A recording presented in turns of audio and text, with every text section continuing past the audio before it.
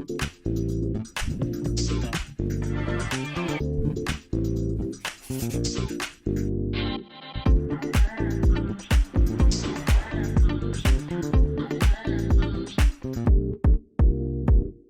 y'all, it's your girl Monét, and welcome back to the Exchange Rate, a talk show where we don't know who August Alsina is, but after seeing his nudes, honey, I'll be happy to get caught all up in through his entanglement. You know what I'm saying? Today, we are finally back with all new episodes of the Exchange Rate, but lucky for us, we're here with a repeat offender. He's 1/5 of the always inspiring cast of Queer Eye. Karamo Brown is back. And joyful, Lord, we adore Joy Reid, and she's joining us to chat about her brand new show on MSNBC. But first, Colleen, let's get into the gig. Dun, hit it. I kind of did it off beat, but it kind of worked. Yeah, guys, we are finally back at the Exchange Rate. It's been just 2 weeks off, but you know, honestly, I did not anticipate Digital Pride being as crazy and as hectic as it was. But Patty and I were up in here like every day filming something for this and that and Netflix and TikTok. And I know, I said those things. I'm not name dropping, but it just is what it is. We do what we do.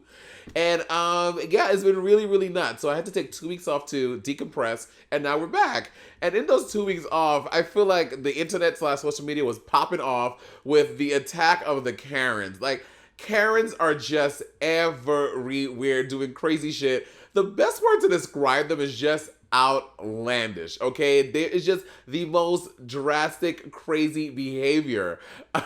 One of my favorite ones is that lady, she's at the grocery store and she keeps on pretending like the guy is like kicking her. Like, the guy is literally standing about 5 feet away from her. She's like, ow, he's kicking me. He's kind of like, ma'am, he's literally not even close to you. And just really bad acting. I'm like, this thing, I've seen better acting on Blair St. Clair in a fucking improv challenge, all right? You're not impressing anyone. So that's been that with the Karens. There has been one good thing that has come out of the past 2 weeks. Are the Black Lives Matter murals that are popping off everywhere. I said I with a little side eye because yes, a mural is nice, but Miss Thing, I need action. That's cute, but let's get some what's the word I'm looking for? Policy. Policy. Oh my gosh, Shangela should redo her song "Working Girl" and call it like Congress Girl, and it should look like policy. That'd be cute. Also, Hamilton dropped on Disney Plus, and I have been wanting to see Hamilton literally forever. I just haven't had I didn't have the coins at first, and then I didn't have the time. And I watched it, and I have to say, unpopular opinion, I was not impressed. My main issue is that they were putting so many fucking lyrics into one line of music. I was like I feel like I was watching like Twister or like Busta Rhymes and what's that song Busta Rhymes Ozzy used to perform all the time? What Look at Me Now. It was very much Busta Rhymes with Look at Me Now. I was like, there are too many words. I don't know what just happened. And it was like about like I don't know what Hamilton's about. Like about Hamilton being president? No, whatever. I guess I don't know. Whatever. Hamilton was a man for me, and that's all the catching up. Let's get into the actual meat of this episode, which is the gig. The first story that we're going to talk about is a really, really, really sad one, but I feel like it's much needed, and it's something that's very important that we need to talk about is Naya Rivera. Obviously, we have all seen the news articles, the celebrities sharing stories about Naya, and everyone like keeping her up in prayers and thoughts and love and light and everything. And as we're filming the show today, it broke that her body was found yesterday, but the news today broke of like what she actually died from. But let's just talk about Naya a little bit. If you don't know her, she was from the iconic show Glee. Glee ran from like 2008 to 2015. For me, I started watching her like at the beginning. Like I was a Glee fan at the beginning, and then kind of like season 3, I kind of fell off. But it was still a major show that had major cultural impacts, and one of them was Naya, who is a Latinx woman, portrayed a beautiful, healthy lesbian relationship on TV. Now, before that, we had never, yes, we had seen that and things like the L word and stuff like that, but in like young mainstream, like, you know, media, it was something relatively unheard of. And she played the character of Santana, and her and Brittany were together, who's played by Heather. And it was great because, again, we all know this. Oftentimes, we see queer relationships in shows, whether they're trans or cisgender or whatever they are, they're queer stories. And it's always somebody is like overdosing on drugs or they're homeless or this and the other. These were two normal, quote unquote, high school girls who fall in love. So it's nice to see like a healthy relationship portrayed that way. But the story about Naya is that her and her son, they went out to Lake Peru, Lake Peru in California. Just the two of them. They rented a pontoon boat and they went out into the water. And then about 90 minutes before, she took a picture of them and she posted it saying just the two of us. And so that was like a big hit because that kind of pinpointed them to where she was. Oh, also, by the way, I sound so congested. It's allergy season in New York. You hear that?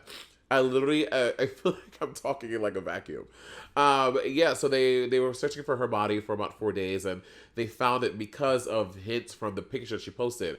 And now people are like speculating that the reason why she posted the just the two of us picture, Eminem has a song just the two of us where the father, the son, one of them is gonna drown. So it's not people that speculating all this crazy stuff.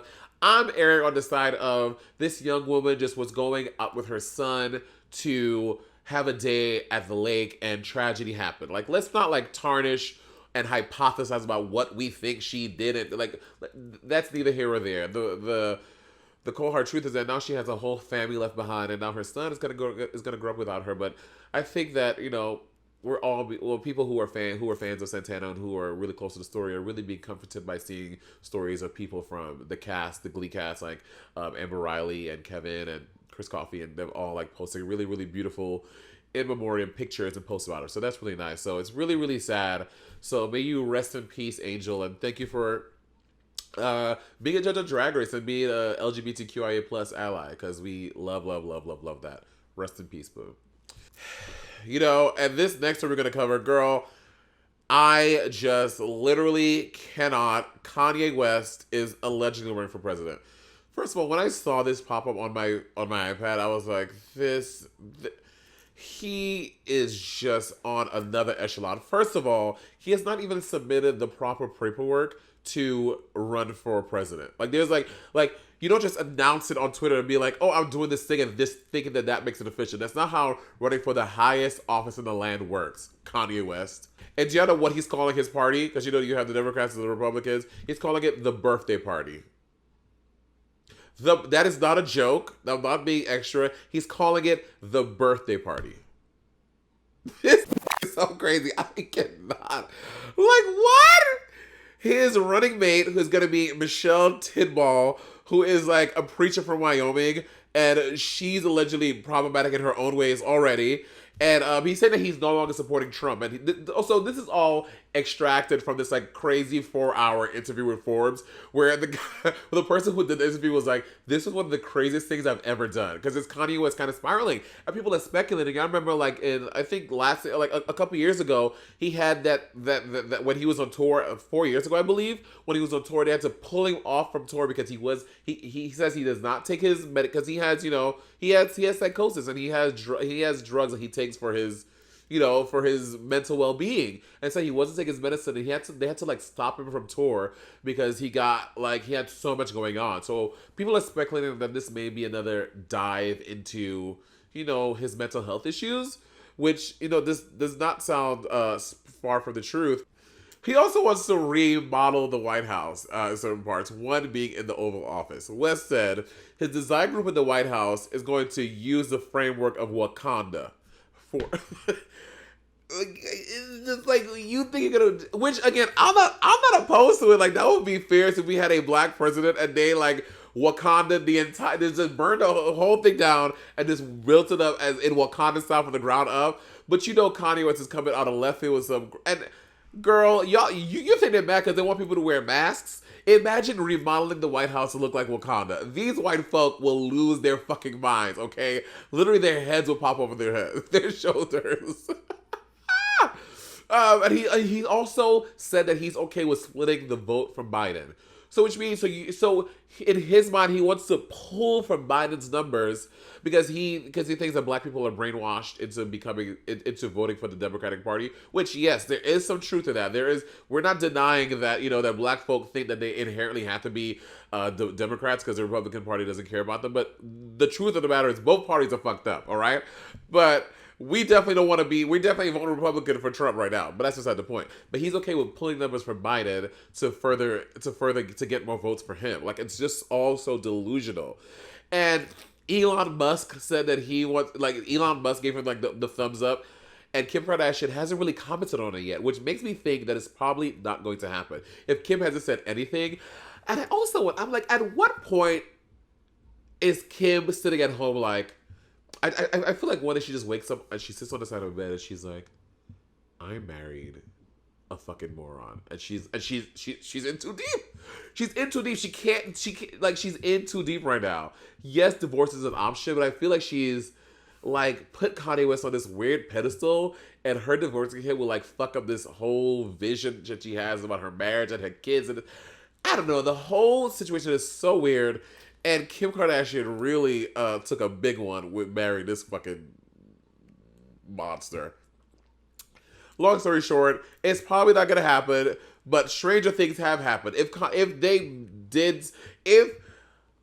Trump's people and the cabinets and all the weird government agencies got some reasonable round way to get him to run, that was shocking me because they know that it would pull from Biden and it would only help Trump, if that makes any sense. I feel like I am now fully talking in my nasal cavity.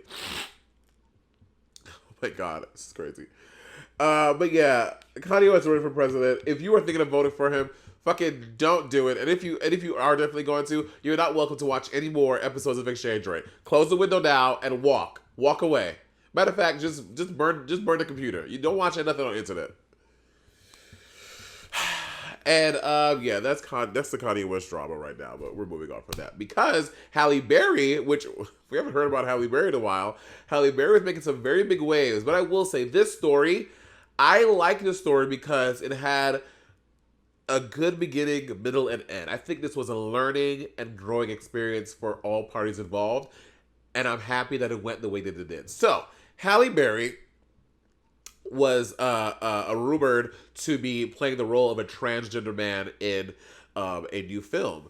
But after much research and people like voicing their frustrations about this to her, the right decision was made. But let's just go through the story for all those who don't know. So after an Instagram Live, Halle talking about the role that she may be doing with her hairstylist Christian Brown, she said this. It's a character where the woman is a trans character, so she's a woman that transitioned into a man. She's a character in a project I love that I might be doing. Who this woman was is so interesting to me that will probably be my next project. So you don't have to be far removed from the community to realize that just in that statement, it is highly problematic. She has misgendered this man about 8 times in one paragraph. So, and again, we're all learning and growing. So she took this as a learning moment, but missing Glad and Disclosure documentary jumped right in, and Disclosure said this. Hi, Halle Berry. We heard you're considering playing a trans man in your next project. We ask that you please watch Disclosure doc on Netflix. First, to understand how cis actors like yourself acting in trans roles has major cultural consequences off screen. Halle Berry took the note. She also, by the way, she did this live on a Friday, and Monday morning she came out with a statement saying that that she had some time to think about it over the weekend by hearing people from the community speak, and she's no longer going to consider taking the role on. So this is good. This is a prime example of a cis person having the being offered to play a role of a trans person, them hearing the community saying why that is wrong, and them responding and saying, got it, that makes sense, I won't do it. As opposed to other people, no shade, Scarlett Johansson, or is it Timothy Chalamet? Not Timothy Chalamet. Who played Eddie Redmayne. Thank you, Patty. Eddie Redmayne. People, the community saying, hey, don't do this. And they're like, I'm an actor, I can do it. And doing it anyway. So so shout out to Halle Berry for doing that. I think that speaks volumes, and hopefully showing that we're going in the right direction as a forward thinking society. So claps all around to everyone involved. Woo. What? No, don't get me wrong. Halle Berry's a fierce actress. I'm sure she would have done a really great job. But mama, now ain't the time. Right, Colleen? She's knocked out. She ain't pay me no mind. Oh my god! I sound like the Hey Arnold kid. Hi, Helga. And the last story, which I am so. There's a lot going on in the world of superheroes, and all these are really good things, and I'm super excited to talk about it. First of all, the first one is people have been fucking up her name all of the Javicia. Javicia is gonna be playing the first black bisexual Batwoman. Now, okay, sorry, I don't know if Batwoman will be bisexual, but Javicia identifies as a bisexual woman. Javicia Leslie, and I'm super excited. First of all, she is absolutely stunning. When I get into drag and I wear black hair, this is what I think I look like, y'all. Like when I look in the mirror, I'm like, oh, I'm Javicia Leslie. This is me. And then cut to here we are. Ruby Rose first did Batwoman on the CW, but she's stepping away from the role. They haven't disclosed why she's not coming back. But instead of like the Freshers of Bel-Air doing it, where one season Aunt Viv was literally chocolate brown, Bob Black, and then literally the next season she was like Naomi Smalls. They're like, what? Nothing happened here. CW is not doing that. They've written a brand new character that they're going to be introduced. Javicia's character, her name is going to be Ryan Wilder, and she has never been in the DC universe at all. She's good. They're making her brand new for the CW, and I'm smiling all through this because this is like all such great and beautiful stuff. And they're describing her character as this: Ryan is the most dangerous type of fighter, highly skilled, wildly undisciplined, and out. Oh, she's an out lesbian. The character is a lesbian, an out lesbian, athletic, raw, passionate, fallible, and very much not your stereotypical all-American hero. Bitch, I fucking love this. I'm dressing up as her for Halloween. I don't care. I don't like Batman because he's such a basic fucking superhero to me, but I like Javicia. I love the black Bat. Whoa, this is so good. And another black superhero, possibly. You know, we talked about Beyonce maybe playing Storm. I honestly don't see a world where they would do that, but someone who is throwing their name in the ring is Janelle Monáe. Janelle Monáe wants to play Storm. Now, this got confused because people were like, oh, the producer said. She's like, no, that's not what happened. While she was making Dirty Computer, her last album, when she was filming the videos and stuff, they were also filming Black Panther in like a nearby studio. So like, you know, these are like black celebs in the biz. So like they will hang out and stuff like that. And she was like, she said it to them. She was like, I would absolutely love to play Storm in Black Panther 2. I don't know if it's going to be a thing, but you know, I mean, I don't know if Storm is going to be in it, but I would love to do it. I don't know how I feel about Janelle Monáe playing Storm. For some reason, I still see Lupita Nyong'o, which, by the way, obviously Lupita Nyong'o was there when they were filming Black Panther. And you know, allegedly, Lupita and Janelle were a thing.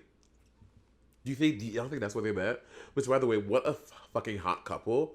Like, work. But, yeah, in my mind, I just see Lupita and Nyong'o playing Storm. I don't see, because I just think, I don't know. That's what I see for my life. And that's what I want. And I hope that that's what happens. But, you know, I'll be happy with almost anybody they cast, with a few exceptions. But yeah, we'll see. TBD. Our first guest knows his way around the biz, but has really struck gold as the cultural attaché of the new Fab Five. Welcome back, my friend, my homegirl, my good friend to the show, Karamo Brown. Hey, baby, how you doing? Hello, my dear. How are you? I am good. Like I just said before in our little pre-talk, it seems like me and you have not stopped working, even though everybody else has been on shutdown, which I'm not complaining about, but baby, we've been busy. That's what I'm saying. Right? We've really been interviewing, going at it, doing all the things. Okay. And like I was telling you, I'm not going to say no names, but I had some friends that just came back from PVR, Puerto Vallarta. I just don't know how. I mean, I'm way too scary. Like, my whole system right now is like, okay, like, I just can't. I couldn't imagine being on a flight. I couldn't imagine being around, like, 100 strangers on a beach. I just couldn't do it. I'm not doing it. I am not doing it. But you know what? not to say, and not to be crazy, but they are of the Caucasian variety of folk. That So makes they're sense. like, girl, we live in a woo. I was like, oh, not me and not my black ass. I'm You not know what? going Hold on. I will anywhere. say this because I thought it was all white folks that were doing this craziness. My cousin, and the cousin knows who she is, on her Instagram yesterday was in DC at some party. And I'm talking about it was nothing but black folks who were like between the ages of 18 and 24 who were at this party. It had to have been about at least 300 people there. No one was mask on. And I was like, girl, you are tripping right now. And she was like, well, no, I'm staying in my way. And I was like, you do know this is airborne, right? Hello, Like, girl. girl, you know this is airborne. Just because you're in the corner, girl, don't mean nothing. But, you know, I think through more education, Yeah. I think people will start to really understand the importance of protecting themselves and protecting others. And I just have to continue to have faith, or my anxiety will take the best of me. Agreed. I want to say, like, and outside of Corona and everything going on, obviously we're seeing this really huge movement for Black Lives Matter, and it's been really great, really beautiful. How are you seeing it, as you know, because you are the cultural expert, with how Black Lives Matter and Pride this year? It was this really different energy this year. How would you describe it? It was different energy, and I think in a good way, because as black folks, we have been fighting forever, you know, about wanting equality, deserving equity. Like these things have been on the forefront of what we have said forever. And finally, you know, for once the world woke up. And I think part of that is because people are at home, they were fatigued by all the coronavirus coverage, that they were like, oh, maybe we should start focusing on the fact that black people had been abused and systemically treated wrong forever. And so I think it's been great. But what I think is most important, especially with that pride piece, is that it woke up a lot of gay white folks who thought that they were not Karens, who thought they were not Kens because they were gay. And what we know to be true is that within the LGBT community, there is racism, there is transphobia, and there is sexism. And it is perpetuated in the club environment, in the nonprofit environment, in all the environments where you could just walk into a space where it's supposed to be LGBTQ plus inclusive, and you're like, oh, we're missing the B, we're missing the T's, we're also missing the blacks, the Latinos, the Asians, disabled individuals. I mean, you just see it. And the unfortunate part is that for too long, white men felt like, oh, there's no problem. Like, there's no issue here. And I think because Pride fell in that month, they started to be challenged and started to say, hold on, as we're supporting the Black Lives Matter outside of our community, we need to also look within our community and see how can we change and grow. And now you have your boys with you. How has this been with your boys? Like having this like really beautiful civil rights moment like today, not like from the 60s, but having the chance to share in this civil rights movement with your kids. I mean, it's really nice because just, you know, having obviously raising black boys, you know, we understand the conversations that we had when we were younger. And I had the same conversation with them since they were younger. So it's nice to see that like their generation is stepping up, doing what they need to do. But I'm to be honest with you, like as the protests were happening in LA, I wouldn't allow them to go out. I was like, nope. I was like, nope, I don't care if your friends going, Corona's still out there. Y'all, you know, you're not about to, you know. And so they were a little mad at me for that because I was like, you can't go out there. But I was like, there's other ways to protest. And so what I try to do is encourage them to be like, while your friends are out in the street, how about you call these representatives? How about you find these numbers and share them, send emails, understand that this is a two-pronged fight and that it's great to be in the street, getting awareness, you know, demanding change, but it's also equally important that you're like, hey, Representative so-and-so, that policy you passed, we're not up for it. We're petitioning. We're doing these things. And I think that's really important. I will say this also. I think it's a parent thing because when I told my mom I was out there, she was like, she said, Monét, please don't go out there, stay home. I'm like, no, mom, like I have to go. And Bob had similar conversation with his mom. His mom was like, what are you doing? I think it's just the parent thing because you're seeing all these atrocities through the TV. You're like, I don't want to look up and see my son hemmed up by 19 cops on the pavement. Like, so I get it. You're a dad. It makes sense. Yeah, that's all it was. The dad and me just popped out, and I'm like, no, I need to protect you and save you. But it was a good lesson for them to learn that there's multiple ways to protest and to affect change, and so that was really good. Speaking of change, I want to talk about your skincare line now. As everyone is in the comments. They're like, oh my God, Monét, your hair. I started using Mantle by Karamo Brown, and look at the results in just 2 short days. This sprouted from my head. That is a special side effect for the bottles we sent you because we need to make sure. Talk to us about Mantle. How is it birthed, and it did so well? Like, talk to us about Mantle. Yeah, so really it came out of a desire of my own personal struggle. So I started going bald and started thinning about 28 and just was very ashamed because we know, like, in culture, if men start losing their hair, they start telling them they're not sexy, you're not going to get the likes you want, you aren't desirable, all these things. And I started to believe that. I was like, oh, if I'm supposed to be this boy that's supposed to look good, then I'm supposed to have like a full head of hair or a nice edge up. And it played with my mind to the point where this whole area right here, I should have not wore a hat today, but I was doing something else. But this area right here was thinning, and I used to like Beijing it in. You know, like anybody who's not an African American. Oh my God, like, the Beijing. I used to like, draw and back, I used to draw it in and have a little, whatever. And the thing was is that season 1 and 2 of Queer Eye, you can see it is completely Beijing. And like, it's funny because 2 things would happen. Either you could tell where I was sitting in the car because if we went through a bump, my head would be on the roof. It was like a mess.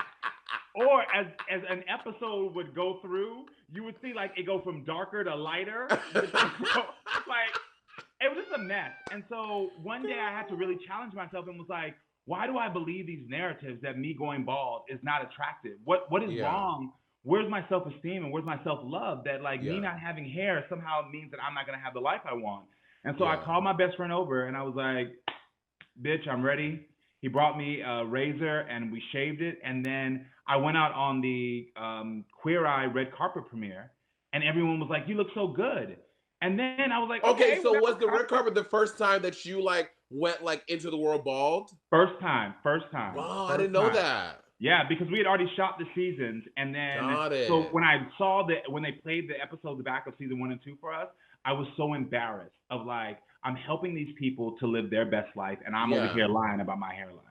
Wow. And so after the red carpet, I was like, oh, I need products now because I got spots on my head, like my head was all the things that come with it, and there was no products for bald or balding people. And so I was like, well, let me create a line that I would use that could moisturize, that can give me protection from the sun, that could be a great cleanser. And so it was birthed out of my own experience, and literally it has taken off where Beyonce put it up on her site. I live. Of 6 months, Nordstrom's. Okay, I'm about to say no shade to the JCPenney's and the Sears. No, mama, we're at Nordstrom. Okay, we're at Nordstrom, baby. When I tell you, when I got that call, I literally gagged because they were like, you know what? We've been waiting for someone to be honest about how beautiful it is to be bald. And all the women were on the call, and the guys who were gay on the call, they were all like, I have never not dated a guy because he doesn't have hair. Yeah. I will tell you, I will not date him because he's a liar. I will not date him because he ain't got no money. He stay with his mama. These are reasons I won't date you. But the hair is never one of them. And I was like, well, why are we perpetuating this story to men and women that if you're losing your hair, you ain't cute? And so I was like, so that's how it came about, and it's just doing really well. So I'm super excited. So everybody out there, go get your products from Nordstrom. Yeah, go get your Mantle, girl. I have not received the package, but I'm not. That's not shade. I'm literally Patty and I are getting in an Uber as soon as this call is done. We're going down to the Nordstrom on 34 because they just no, baby, no. I appreciate the support. I'm sending you some. No, I'm not. I'm going to send the box back. I'm sending the box back. I'm sending the box back. When any of the girls send me their makeup and stuff, I'm like, no. I am an artist. I get it. Bitch, buy my shit. Party and I going to the Nordstrom and go buy our stuff. I appreciate that, bro. And we also chatted on your podcast. Now, Karamo, a lot of people out there, because again, like you said, you and I have been working a lot in Coronacation. Okay. And I did your podcast, and it was thank you for having me on. It was such a genuine, honest conversation. And I love doing interviews when the person clearly knows about me. No shade to any people out there, but you and I know you do interviews and you're like, really? You have me here. This is the question you're going to ask me? Literally Google it, and I've answered that 95 times. It was such a good conversation about the racism and toxicity that exists in the Drag Race fandom amongst other things. Did you start it because of Corona, or because you wanted to do something while you were quarantined at home, or how was she birthed? Yeah, well, the opportunity. First of all, I got to say thank you to your episode, because your episode has been a major success, and literally Yay. your transparency about like the racism and prejudice within the drag community. People forget this, and again, it's Yeah. like what I said before, is that people just assume because we're all part of this LGBTQ plus community umbrella that everything is rainbows, and it's not. There Sure is like ain't. so much shade. You can see it, as you talked about, in social media numbers, how people Yeah. follow us, deals and things. And people of color have to work harder in Yeah. so many instances, who are trying to like gain this sort of like same success from LGBT culture. And it's sad, but people need to hear it to understand that like this is an issue. But Yeah. the podcast came about because people from around the country were like, I need Karamo advice. And I was like, well, I need to figure out a way to do it. So the first half of my podcast is there's a 1-800 number. Anybody can call in and speak to me. And then I pair some of the calls that I take with a celebrity. And we sort of have it where you're talking about like one consistent issue, but we're talking to the celebrity about their life, but we're also talking to multiple people. And so like with your episode, that's what we do. So it was sort of just birthed out of like, I want to help more people, and how can I get to more people? Because I ain't going to invite you to my house. So let me get a phone number. Let me get a phone number so you can call me. And that's how it works. I live. So, because obviously that is something you do so well on Queer Eye. Do you feel like you're just going for an honest trip to, I don't know, to what is that department store in Los Angeles? Which Is it one? Vaughn's? Vons. Oh, you talking Yeah. about the grocery store? Yeah, you just go into the grocery store and people are like, okay, Karamo, I know you're just buying some apple juice, but I have to ask. You gotta get, do you get that a lot in public? Girl, all the time. I'm talking about in some of the weirdest places. Like before Corona shut down, I could be at the club. I'm trying to get it. I'm like lit, okay? Because I do not try to pretend like I don't like a cocktail. I love a cocktail responsibly. And like somebody comes up to me and they're like, oh my gosh, this is my moment to tell you about all my life issues. And I'm like sitting there and I want to be respectful, but I'm like, girl, you don't hear Rihanna playing? The cocktail in my hand. I was telling Pop the replay, bitch. okay, I'll repeat like it's not, there's been times like I've been in restrooms and I'm trying to take a pee, and as men, like the way the stalls are set up, unless you go into an actual stall, and people will be like standing next to me and my thing out, they thing out, and they like telling me about how their mama had an issue, and I'm like, this ain't the time. Not now, mama. You put that up, I'll put mine up, and then we can maybe chat. You know what I mean? So it does. On one end, I feel really honored that people feel that comfortable to tell me about their issues, and they know they can trust me.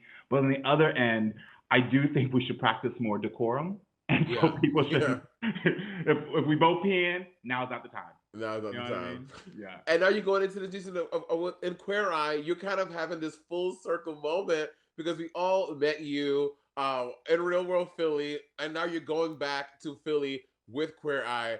What does that feel like to be like arriving to Philly like, boom, bitch, here I is? Okay. It felt good, because when I was on Real World, when I got off, they used to call me Crazy Karamo because I would cuss somebody out, and like, I was young, I was in my 20s. And then now I come back and it's like Compassionate Karamo. And so I'm like, baby, this is called growth. This is, this is what you're saying here. But it felt good because like I was able to come back with like, being successful as a father. So I just had a new perspective. And so it was nice to have that full circle moment and to like be like, oh, I came back and I did this city right. Because the first time I was a mess. I was a mess. That was when what's Christina Milian's song? What was it called again? Dip it low, take it slow. Let me tell you something, baby. I almost learned how to do the splits during that song because I was young and hot and in the club, dipping it low every chance I got. And then this time I went back, wanting a glass of wine and, procuring Speaking art. of wine, you were having a little communion with the priest. Now, I was. I like how do you tackle religion, Karamo? Are you like religion absolutely not? Are you like on the fence because you had this interaction with the gay priest? I mean, with the priest in Queer Eye. Yeah. He was gay. Right. Okay. Yeah. And so what it was for me, I actually do believe I'm a Christian. I still identify, It was Yeah. raised, I have a memoir and I have a whole chapter on religion because one of the things for me, and anytime I am faced with oppression, it actually forces me to educate myself even more. And so if I'm in this space where I believe that God is love and I was perfectly designed as I am, and then I walk into this space that is telling me that I'm not this and that I am wrong for loving who I love, I need to really research this. And what I research is for anybody, who want to go out there, the Holy Bible does not say anything about gays, trans people being wrong. The verses that people try to use were about pedophilia, had nothing to do between consensual relationships. And so I use that to say, if there are people in the community who want to not lose their faith or who want to have faith, it's okay. You know what I mean? Just be armed and also understand that if you're in a space that tells you you're wrong, that ain't a church for you. That church is not preaching what a God would preach. You know what I mean? Yeah. And so for me, it was an easy conversation to have because I understood his struggles and I understood what he went through. But I'm also in a place where I accept anybody. Like my son identifies as an atheist. And we have very transparent conversations about how he's like, Dad, every time you pray, you sound stupid to me. Like, I don't understand what you're praying to. And, when he was younger, when I gave him that privilege to be honest with me, I wanted to slap him in the mouth because that's how I was raised. And it was like, what? Okay, quick. So now I'm like, I got to respect your point of view. And I think that's the journey of spirituality and finding out who you are. Is for me, my spirituality is, yes, I love the Lord, but I don't subscribe to all organized religion. And for my son, I'm the same. Yeah, and so for my son, and so I get what LGBT people go through because the church has been trying to damn us forever. They try to damn us as Black folks. They used to try to say the Bible says we should be slaves. And so people have always weaponized something that was supposed to be good for their negative purposes. And that's, what I try to help people to understand so they can educate themselves. Karamo, you are just so good at things in life. Thanks, baby. You too. You're so smart. You're so always beautiful. Such good conversation, so honest, so open, and so forthcoming. It's everything, always. Can I say something? So on my podcast, I brought this up, and I'm trying to bring this up everywhere I go because I'm holding your ass accountable. This is my hold your ass accountable stick. Is I said next time you got a music video, if I am not your male video host, and I'm putting this out there, I promise you I'm gonna cuss you out. Everyone I promise. If Monét comes out with one more video and she got one more brother or somebody else in it that's not me, I'm gonna cuss you out. Well, I'm currently writing a new EP right now, and we just wrote this dope reggae joint, and we want to film it on location in Jamaica. So you will absolutely be the baby. I'm Jamaican, baby. You already know. I know it's perfect. We are casting for Karamo, so I will definitely let you know. It'll be really dope. Trust me, we're gonna do it. I know at the beginning of this we both said we wouldn't get on a plane. That would be the moment that I would put on a mask and everything else for you, just to go back to yard and come wine to the yard, go to the yard and wine up on Monét. Wow, Karamo, I love you so much. Thank you so much for being here, as always. I would have you every day if you would let me. So thank you. I love you so much. Thanks for having me. Love you, my dear. See you soon. With the grand finale of All Stars Season 5 soon descending upon us, I'm back to offer what little insight I have about becoming a winner. Hey y'all, it's your girl Monét X Change, and welcome back to Expose. Bonjour, bitch! I was feeling very, very frilly today. I want to give you guys a very busty and bodaciously Parisian look. I think I look gorgeous. My friend RC is here with me too. Hi. that voice, this is her right here. I'm really excited today because I don't know if she'll come on camera.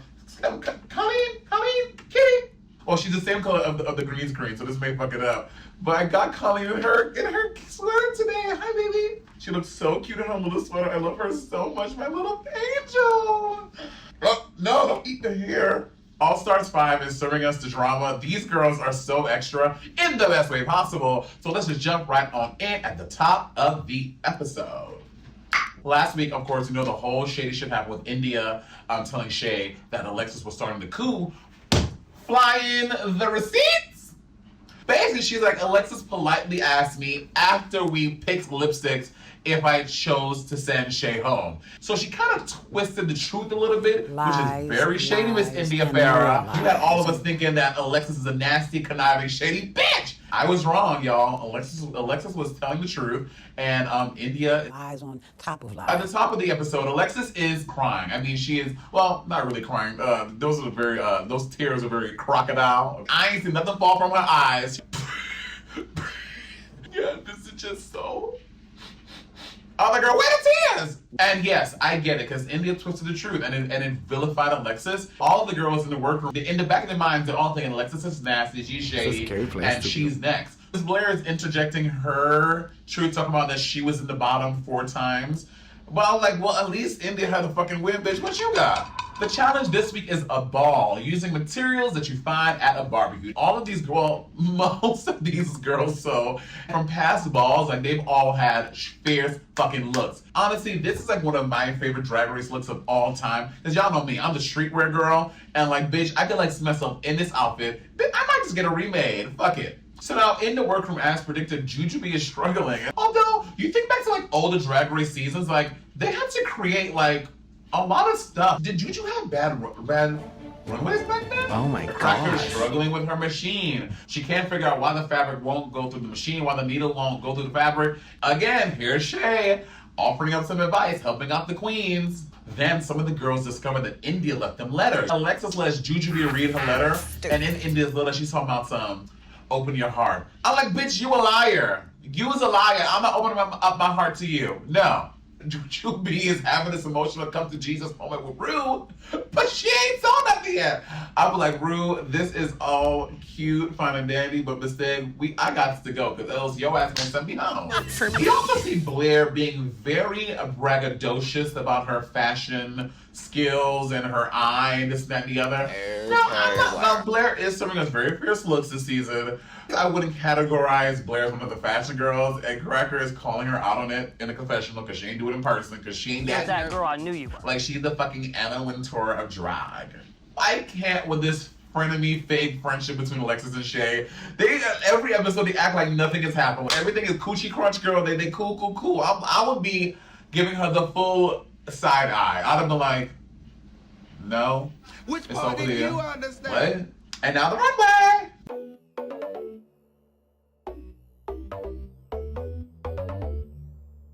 Our next guest has been a prominent voice in the political scene since she started her career in 1997.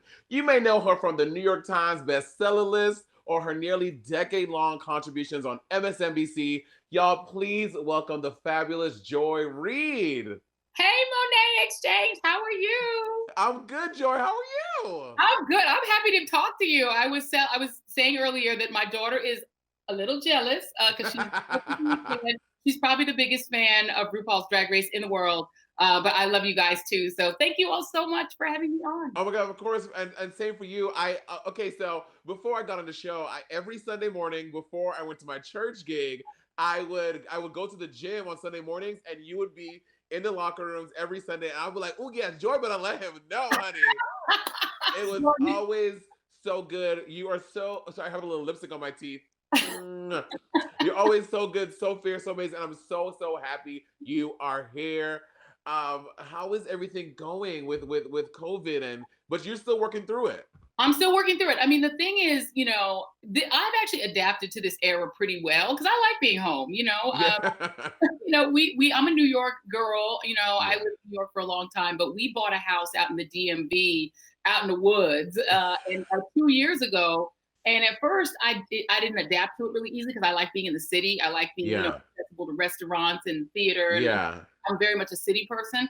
But now I have really become ensconced in my little, country environment. I'm like a farmer now. I'm out here in the middle of nowhere. I love it. And I'm working from my basement. They built a little studio in my basement where I can and I'm like, I can do this. This is fine for me. It's working. Oh, can we please call MSNBC to come into my 1-bedroom apartment and build me a studio, please? And they will build you one where you will not realize, like, people are watching, like Rachel Maddow and everybody, and not realizing that people are at home. At home. You can tell. It's so seamless. You can't even tell. So that is amazing. I'm literally filming on a second generation iPhone potato. So, I hope the quality is good enough for you. It looks good to me, and your background is cool. It looks fabulous. So you're saying from New York? I just realized we have a connection with even know. I was born and raised in East Flatbush, and you lived in Flatbush. I was born in St. Mary's Hospital in East Flatbush, New York. Yes, I was born in Brooklyn. So yes, you are. Listen, we are from the same hometown. But I moved to Denver when I was 2. So I grew up in Denver. But being from New York was so great for a nerdy kid. It was the best anti-getting a beat down defense in the whole world. She's from Brooklyn, so like maybe she is tougher than she seems. So don't mess with her. So I always used it as a badge of honor that I was a Brooklyn girl, even when I was in Denver. But yes, I lived in both New York and Denver about probably the same amounts of time. Once I got older, I moved back to New York. Back to New York, and you went to Harvard. And I want people to know this about you because people go to school and they'll be like, "Oh, I can't do it." You went through Harvard University and you paid your way working through school. Yes. Can you please talk to us briefly about that experience and like what that was for you? Because people don't know how you can go to Harvard too, but you worked for it. I worked for it. I mean, like I said, I'm a proud nerd. I was, and my mom always believed in us. My sister went to Brown University. Before me, there was one other kid from our school that had gone to Harvard. So there have been a couple of kids who had gone to Ivy League schools. So I was not afraid. I applied to everywhere. Yeah. The one I didn't get into Stanford, but I got into the other ones I applied to. And my mom, West Indian attitude was, you get into Harvard, you better go. You have to go. Oh my God, to get into Harvard. I'm so proud you're going to go to Harvard. I'm so excited. But my mom, unfortunately, did not live to see me go. She passed away like 22 days from cancer before I started to go. Wow. And, Harvard is, it's obviously, it's got all this name recognition and everything. But there is also a sort of cutthroat brutality to the school. When I got into the school, my mom passed and my father was absentee. He was back in the Congo. They had divorced. Yeah. They passed the bill that would have been the parents' bill on to me. Wow. So I had to pay my own way while, the people I went to school with could do like free unpaid internships in the summer. I had to work. You had to work. I had to work. I was temping back when temping was a thing. God, temp agencies, all that stuff. Yeah. Temp agencies. So I was temping. I waited tables at the Marriott Marquis. I was a banquet server, carrying all them big, banquet trays. I drove. Oh my God. I was a shuttle bus driver, driving all these little rich kids to class, little snotty nosed rich kids. I'm driving them. I washed blackboards. I taped classes. So I worked. I worked my whole way through school and paid my own way. And then when I came out, I had to pay, I actually graduated with not that much debt. I graduated with about $22,000 in debt. Oh, bless you. I literally have maybe 10 times that. Great inflation is a thing. I mean, right now, the tuition when I went there was $22,000. So I probably had like 23, 24, 25,000 in debt. Wow. It's 50,000 now, and it's the same. That is crazy. And I mean, and I would say that hard work translated itself to your career because now you are the African American woman to have a primetime slot on MSNBC. Yeah. Did you see this coming, or is this like a surprise to you? It's so funny, and it sounds really corny, but back in 2004. After I quit the news, I used to work at a local NBC affiliate in Miami, and I was a digital news producer. Before that, I had been a morning show writer, producer. And I had a career that could have been really successful, but I really opposed the Iraq War. I just thought it was wrong. I wrote an op-ed that they put my work address on it. The Miami Herald accidentally put my work address. Oh, accidentally? That sounds so shady, Joy. Very accidentally. Shady. They accidentally put my name, MIE, my work email, and I almost got fired for writing this op-ed. But, my coworkers, including this older white guy named Ike Siemens, who was like a mentor, he stood up for me. He was like, don't let them back you down. You have your First Amendment rights. Stick to your principles. So my principle was I quit. I quit the news business in 2003 because I opposed the war, went and worked on campaigns. I ultimately worked on the 2004 campaign trying to get rid of George W. Bush. And when we lost, I'm so sorry, I'm slowly answering your question, but when we lost, please. Yeah, when we didn't beat George W. Bush, I had to start all over because I no longer had a TV career. Right. I no longer had a column in the Herald because I was now considered too partisan to write a column. And so I had to start over. And so in 2004, after the election was over, I wrote a dream board. And I put on my dream board all the things that I dreamed that I wanted to do. And on there was appear on Hardball as a guest, appear on Meet the Press as a guest, write a best-selling nonfiction book, write columns again. I had all this stuff on it. I didn't put host a TV show, but I always admired people like Gwen Ifill. And she was like an idol to me. And I always thought, if ever I make it to the point where I can be like her and host on TV, I put that down. And you know what? It really came true. So it's not like I planned at MSNBC to get a show like this, but it was enough in my realistic dreamscape that I believed in. And I really do believe in that power of spirit, that if you can speak things into existence that you want. Yeah, and now with this new slot, I've read lots of articles about, and people are saying, obviously this is a monumentous thing to be the only African American woman to do it. Do you see the tide shifting for Black and Brown news anchors in your field for primetime positions?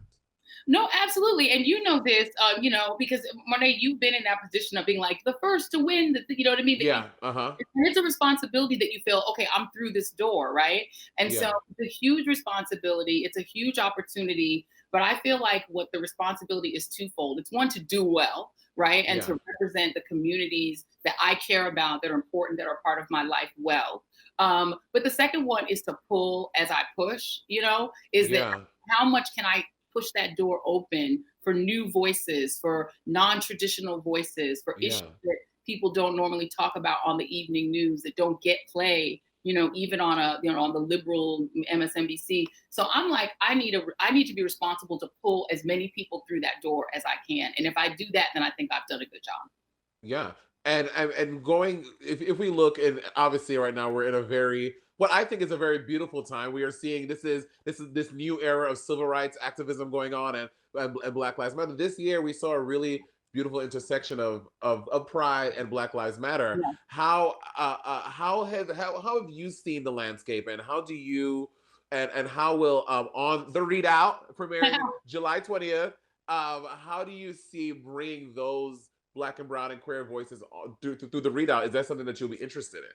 Yeah, absolutely. My daughter is very proud a member of the LGBT community. So, and just supporting her is, really grown my, mindscape of like what the possibilities are. I mean, she would not have lived the life that she can now when I was a kid.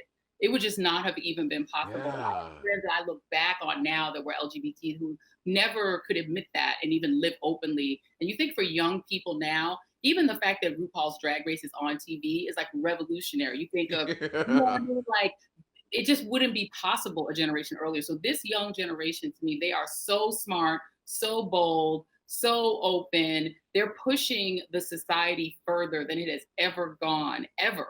But there's still a lot of issues out there. And as you said, this year, Pride has been very much mixed with the Black Lives Matter movement, because you have things like the Black trans murder spree. It's like a epidemic of murders. I see in Miami, and people think of Miami as being this really friendly to the LGBT community, but there's a lot of problems there, and a lot of those murders are in Florida. So, I mean, those are the kind of issues that I feel like nobody really talks about that as much. We talk about the progress, but there are a lot of issues that still need to be discussed. And we actually had a meeting today with the team where one of the things that we talked about is, where can we find those voices of young activists who are actually doing the work and put them on TV? Because we always put on older newsy people, but we never put on the real people doing the work. So I'm going to really try to do that. Joy, I am, to hear you, this amazing Black woman, talk about it, I have goosebumps up and down my spine.